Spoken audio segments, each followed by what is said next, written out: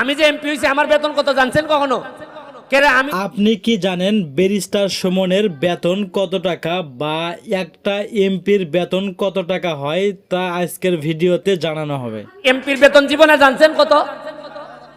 একটা member chairman এমপির বেতন কত টাকা এটা আমাদের সবারই জানার দরকার এবং সবাইকে জানানো দরকার। আমি দিকে জানাই দিছি সব। আমার বেতন হলো 1,72,000।